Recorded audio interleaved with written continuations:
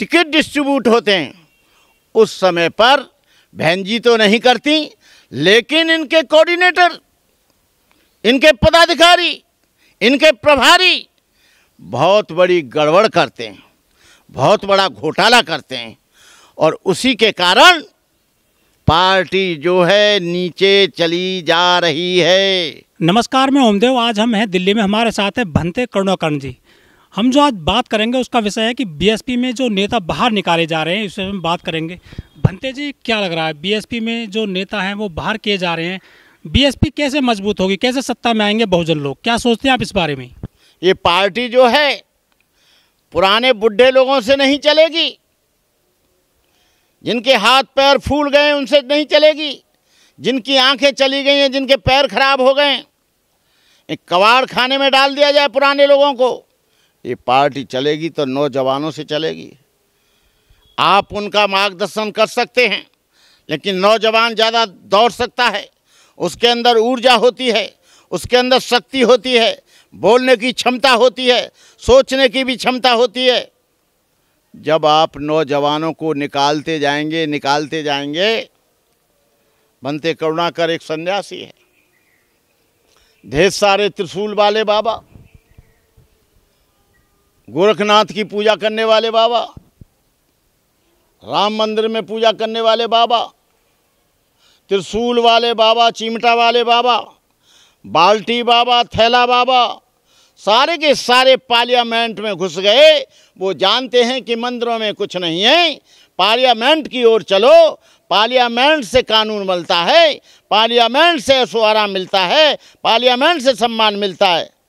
लेकिन आपने आज तक कोई कबीरपंथी, कोई बौद्ध भिक्षु, कोई अन्य संप्रदाय का व्यक्ति आपने आगे नहीं किया। हम लोग कोई बैल नहीं है जो चारा डाल दो और वो जोतता रहेगा खेती। हम कोई भैंस और गाय नहीं है, चारा डाल दो दूध देते रहेंगे। आज हमें सोचने का बहुत ज़रूरी है।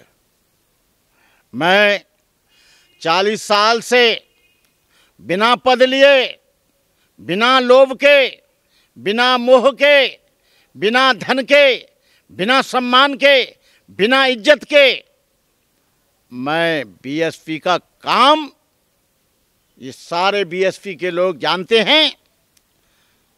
बड़े धुरंधर तरीके से अलीगढ़, आगरा, मैनपुरी, एटा, इटावा, फर्रुखाबाद, गाजियाबाद और बुलंदशहर, सारे पश्चिमी उत्तर प्रदेश में काम किया। लेकिन आज मुझे मजबूर होकर सोचना पड़ रहा है। बहनों और भाइयों, दर्शकों, मैं आज बहुत दुखी हूँ। अब मुझे सोचना पड़ेगा कि मुझे क्या करना है, कहाँ जाना है, कैसे इस बहुजन समाज की इज्जत को बचाना है, बहुजन समाज के सम्मान को बचाना है, बहुजन समाज के महापुरुषों को जिंदा रखना है। ये कोई इसका बहुजन समाज के लोगों का कोई ठेकेदार नहीं है।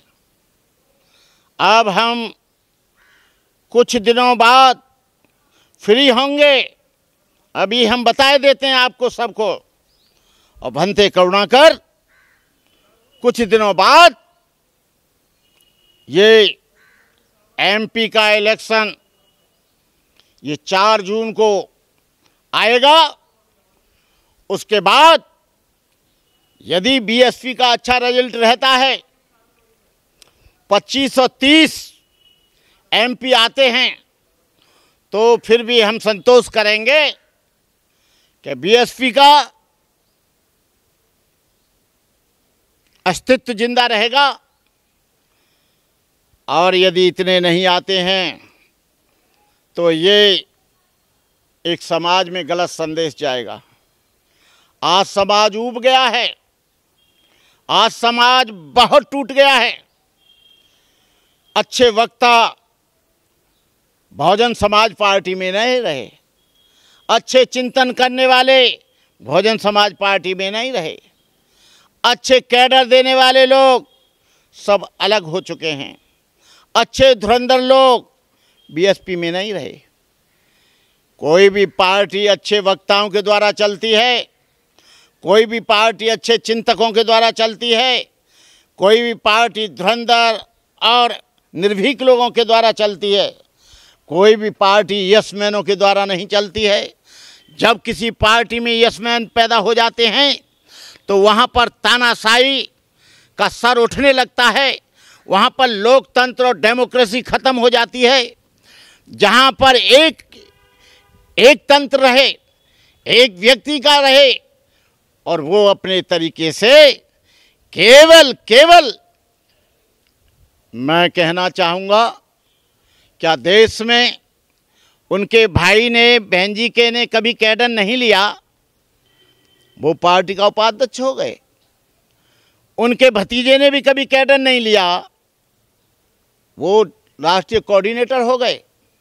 लेकिन चलो, देर आए दुरुस्त आए, आपने हटाया। लेकिन ये मुझे दिखावा दिख रहा है, फिर लोगों को दिखाने के लिए किया है।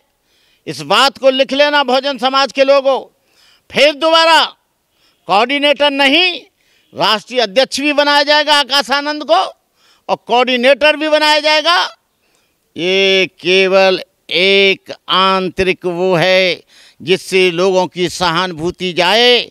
जो लोग ये कहते थे कि बहन जी ने अपने परिवार के लोगों को पूरा बीएसपी का मालिक बना दिया, ये फिर आएंगे। और हम कह रहे हैं, क्या भारत में पूरी पार्टी 40 वर्ष से चल रही है, क्या भारत में कोई और कोऑर्डिनेटर बनाने के लिए नहीं था? क्या कोई और उपाध्यक्ष बनाने के लिए नहीं था? क्या कोई और एलिजिबल आदमी नहीं था?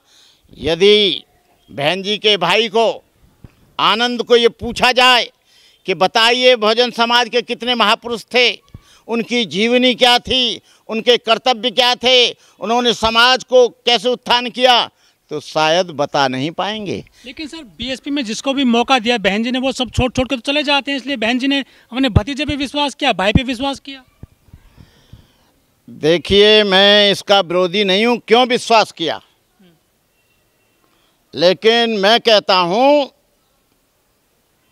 जिनको 2-2 बार एमपी बनाया, जिनको 2-2 बार एमएलसी बनाया, वो लोग भी छोड़कर चले गए या उन्हें निकाल दिया गया। क्योंकि इनके जो कोऑर्डिनेटर आते हैं और जो एमएलसी एमपी आते हैं, वो खुद ही पार्टी को और पार्टी के एमएलए को बेच देते हैं। राजस्थान में क्या हुआ, 8 के 8 एमएलए चले गए। अन्य जगहों पर क्या हुआ, क्योंकि जब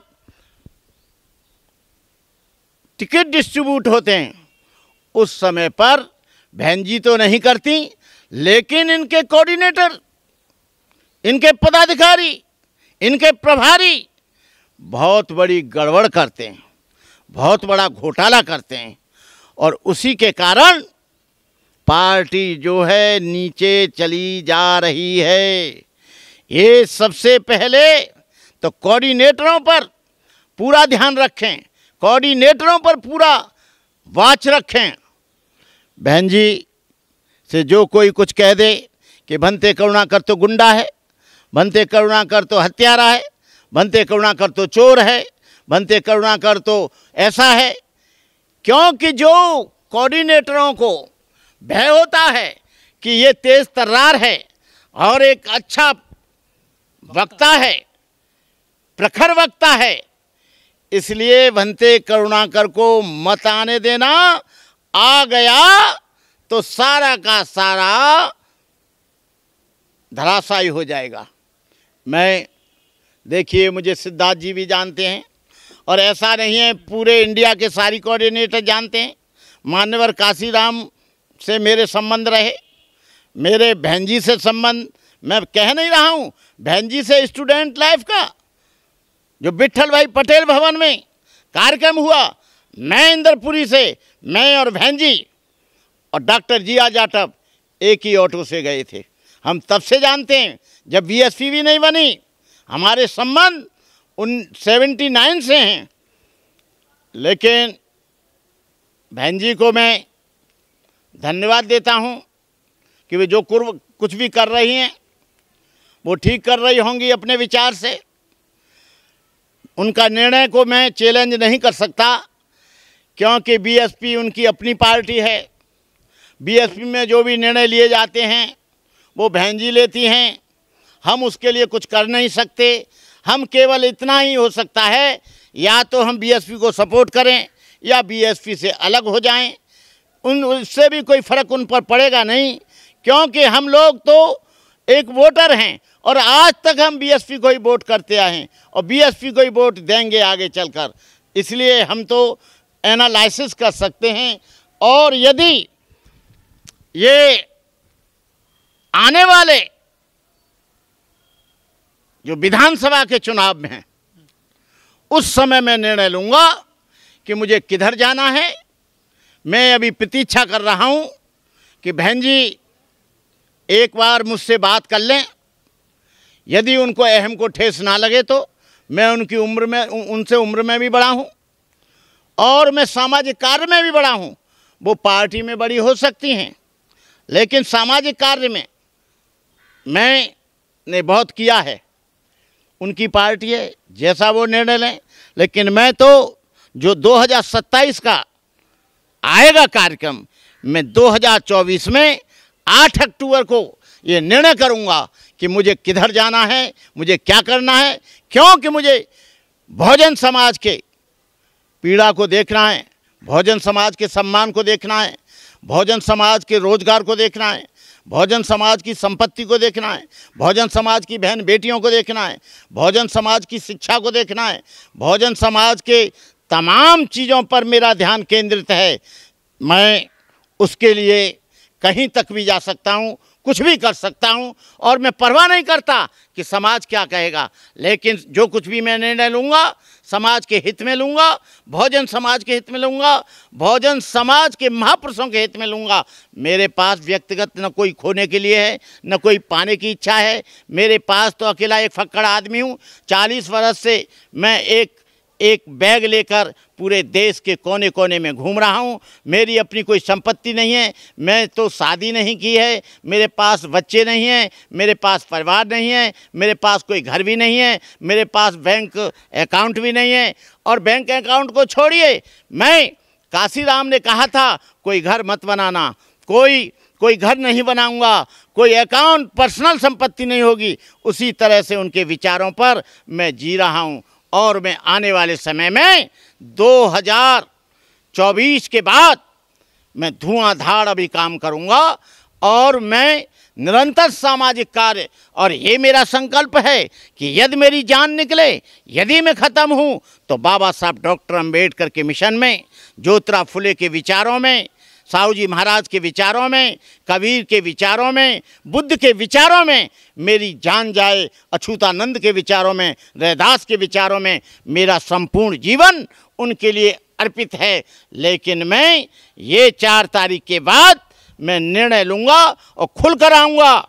मुझे किसी का भय नहीं है। मैं खुलकर मंच पर समाज को जगाने का काम करूँगा, और जो गलतियाँ कर रहे हैं बहुजन समाज के लोग, उनको मैं उजागर करूंगा, चाहे मेरी जान चली जाए। मैं निरंतर काम करूंगा। इन्हीं शब्दों के साथ देश के तमाम बहुजन समाज के लोगों से अपील करता हूं कि आप आत्मचिंतन करें, आप आत्ममंथन करें। आप इस बहुजन समाज की जो संपत्ति है उसको बचाने के लिए जो बहुजन समाज की विचारधारा है, एकजुट हों और आगे आएं, जगह जगह कैडर लगाएं, जगह जगह मीटिंग करें। आप किसी पार्टी के ऊपर, किसी व्यक्ति के ऊपर, यहाँ तक कि भंते करुणाकर के ऊपर भी आप निर्भर मत होना। जो तुमको अच्छा लगे वो करना, जो अच्छा नहीं लगे उसे मत करना। जय भीम, नमो बुद्धाय।